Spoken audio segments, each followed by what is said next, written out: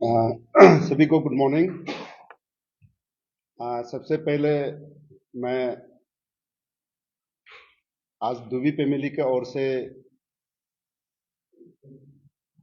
ये media press club के committee को धन्यवाद देता हूं, जो आज हम लोग को यहाँ प्रेस ब्रीफिंग करने का एक मौका दिया। और जितना भी ये मीडिया साथी आज आया है, उसको उन सभी को हमारे दुबी फैमिली की ओर से प्रणाम। आज हम लोग यहाँ में दुबी फैमिली की ओर से अपना दुख बताने आया है, जो उस दिन का जो 14 दिसंबर के सैटरडे को सन अल्पोसना स्कूल नाहरलगुन में जो घटना घटा है, उसमें हमारे दुबी फैमिली का एक सिंसियर, एक होनर बेटा हम लोग ने खोया है। उसके लिए हम लोग आज अपना फैमिली के ओर से हम लोग का दुख को ये हम लोग गवर्नमेंट और हमारे जनता को बताने आया है। तो आज हम लोग थोड़ा देर से सही, क्योंकि हम लोग को अचानक उस दिन का घटना जो हम लोग दापोरिजो में था, फैमिली दापोरिजो में जब बैठ के हम लोग जो उस घटना का बाद वो हमारा बेटा का जो डेड बॉडी को हम लोग रिचुअल प्रोग्राम करते, हम लोग करके तुरंत एक नियम नीति होता है उसका, उसके लिए हम लोग थोड़ा सा कुछ दिन अभी लेट से हम लोग प्रेस ब्रीफिंग दे रहा है। तो हमारा जो बेटा लेट मार्शल दुबी, जो मार्सू दुबी अपर सुबनश्री दापोरिजो से बिलोंग करता है, सीपी विलेज से। और वो हमारा लेट जो मार्सू दुबी हमारे बड़ा भाई दामर दुबी के एक लास्ट बेटा, काफ़ी पढ़ाई में और सिंसियर एक रुचि था, इसलिए उसका माँ पिताजी इतना तकलीफ से, माँ पिताजी एक फार्मर हैं, तकलीफ से मिथुन गाहरी पाल के खेती करके उसका पढ़ाई पढ़ाई के लिए, उसका फ्यूचर के लिए ये ईटानगर ये स्कूल में एडमिशन करके पढ़ा रहा था, और वो क्लास 9 का था। तो ये इंसिडेंस होने के बाद हम लोग का फैमिली परसों जो हम लोग पीसफुल कैंडल मार्च के लिए अपर सुबनश्री दापोरिजो से पूरा हम लोग फैमिली आया हुआ है। तो हम लोग ने वो स्कूल को विजिट करके देखा, वहाँ में बैठ के हम लोग आप लोग का सोशल मीडिया का थ्रू हम लोग भी कुछ कुछ फोटो दिखाई मिला, फिर भी हम लोग सेटिस्फाई नहीं होके हम लोग ने वो स्कूल को विजिट करके देखा। तो आज हम लोग को एक दुख लग रहा है कि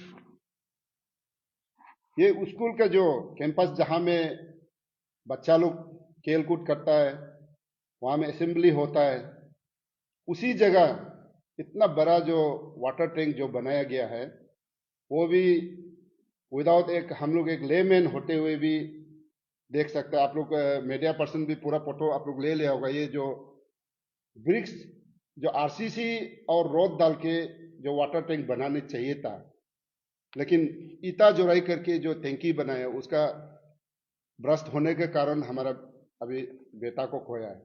हमारे बेटा स्वरूप ने इसमें और दो दो बेटा खोया है, और अभी दो सीरियस एक इंजूर है। तो अभी हम लोग हमारा फैमिली से यही एक गवर्नमेंट और पुलिस से दरखास्त है कि हमारे बेटा को एक जस्टिस मिलना चाहिए।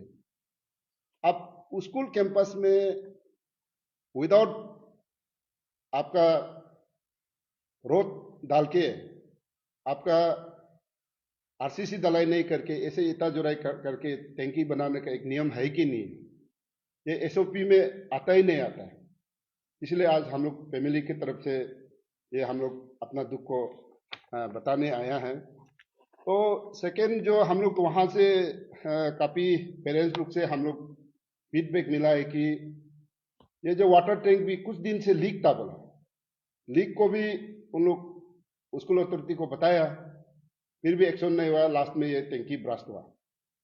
इसके साथ जो हमारा जो बेटा मार्सूजू भी जो हॉस्टल में था, लेकिन डेथ का जो कोज रीजन हम लोग फैमिली वालों ने आके देखा है कि एक्चुअली जो क्लास जब एग्जाम चल रहा होता है, एग्जाम भी तो जो हमारा नेशनल हॉलीडे सेकेंड सैटरडे में कॉन्डक्ट किया गया, लेकिन भी जब एग्जाम हॉल में हमारा बच्चों लोग घुसा है, बाकी जो बच्चा लोग से भी हम लोग कवर लिया।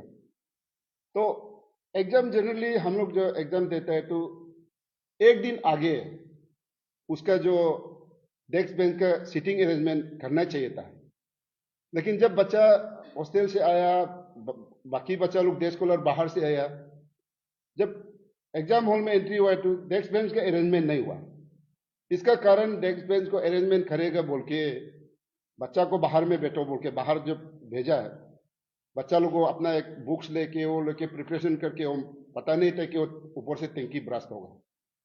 तो ऐसे करके ये जो स्कूल मैनेजमेंट कमिटी जो हम लोग फैमिली की तरफ से हम लोग गवर्नमेंट अपील करता है कि स्कूल मैनेजमेंट कमिटी आप एक दिन आगे अगर सीटिंग अरेंजमेंट होता तो हमारा बच्चा आके क्लासरूम में अपना मेंटली एक प्रिपेयर करके हमको अभी कैसे एग्जाम देना है। अगर क्लासरूम में एग्जाम हॉल में बैठने से ये शायद हमारा बेटा भी नहीं खोता है। इसलिए ये सिस्टम जो अरेंजमेंट जो क्लास मैंने एग्जाम हॉल का जो अरेंजमेंट, ये जो टोटली हमारा प्रिंसिपल और स्कूल अथॉरिटी जो मैनेजमेंट का एक बहुत बड़ा एक मिस्टेक है। इसलिए इसको कानून उसको अच्छा से डिटेल इसका थोड़ा हम लोग को एक्शन ले देना चाहिए। और अभी हम लोग दापोरिजो से आके परसों हम लोग कैंडल मार्च किया पीसफुल। देन कल हम लोग आईओ से मिला जो इन्वेस्टिगेशन ऑफिसर है। इसमें आईओ से खबर लिया, हम लोग वहां से खबर मिला है कि आपका बिल्डिंग ओनर को अरेस्ट करते ही नेक्स्ट दिन में उसका बेल हो गया। तो इसके लिए हम लोग ने आईओ को कल मिलने गया। तो आईओ का बताना है कि बिल्डिंग ओनर को 14 तारीख को अरेस्ट करते ही नेक्स्ट डे में उसका जब पर्स कोर्ट में प्रोड्यूस करने गया तो उसमें सीधा बेल दे दिया। तो ये कैसे एक सिस्टम है जुडिशरी का, जैसे कि इन्वेस्टिगेशन पार्ट अब खत्म में नहीं हुआ तो हम लोग बिल्डिंग मालिक को, इसलिए हम लोग बार बार इसको हम लोग जो डिजीज फैमिली लोग उसको पनिशमेंट देने के लिए हम लोग इसलिए डिमांड कर रहे हैं कि एज पर ये लीज एग्रीमेंट का आप लोग का ये उसका टर्म कंडीशन नंबर 4 में लिखा गया है कि बिल्डिंग ओनर का परमिशन के बिना, उसका नॉलेज के बिना वो बिल्डिंग कैंपस में एक ईटा जोराई भी नहीं कर सकता है। तो ऐसे है तो आपको बिल्डिंग मालिक को कैसे पता नहीं कि इतना बड़ा, जहां अभी सुना गया है कि एग्जैक्टली हम लोग उसका कितना कैपेसिटी को नहीं बोल सकते, लेकिन भी 8 to 9,000 कैपेसिटी वाला वो वाटर टैंक है बोला है। तो वो जो बिल्डिंग मालिक, हम लोग एक लेमैन होने से भी आप इतना 3 to 4 स्टोरी का 5 स्टोरी का बिल्डिंग आप बना सकता है। आपको तो कहाँ में कॉलम कितना मजबूत देना है, कितना फाउंडेशन देना है, ये तो आपको तो कोई इंजीनियर आर्किटेक्ट तो बताया होगा। तो आपको कैसे मालूम नहीं है कि इतना वॉल्यूम वाटर टैंक बनाने के लिए आपको आरसीसी टैंक बनाना चाहिए, आपको उसमें रोड यूज करना चाहिए। इसलिए ये बिल्डिंग मालिक का भी सरासर एक नेग्लिजेंस है। आप बैठ के हम रेंट कहेगा 12 कहेगा वो नहीं, आप एग्रीमेंट में मेंशन किया कि आपका वहां में इतना स्टूडेंट पढ़ रहा है, इतना दूर दूर से गरीब बच्चा लोग, अपना गरीब फैमिली लोग, माँ पिताजी लोग इतना मेहनत करके दिन रात हाजिरा करके बच्चा को पढ़ा रहा है। तो इसमें आपका बिल्डिंग मालिक कैसे उसमें बिना इन्वेस्टिगेशन करते हुए नेक्स्ट डे में कैसे बेल आउट हो गया। और उसको अभी हम लोग आयोग को हम लोग खबर लिया, उसका साथ जो स्कूल का 3 मेंबर जो अरेस्ट किया गया, उसको भी बेल आउट दे दिया, वो अभी तो अंडरग्राउंड हो गया बोला है कि आयोग को कोऑपरेट नहीं कर रहा है। तो इसलिए हम लोग ये बिल्डिंग मालिक को भी बार बार हम लोग प्रोटेस्ट कर रहे हैं कि उसको डिटेल इंक्वायरी करके बिल्डिंग मालिक को भी इसको कड़ी से कड़ी हम लोग का ये पनिशमेंट एक देना चाहिए।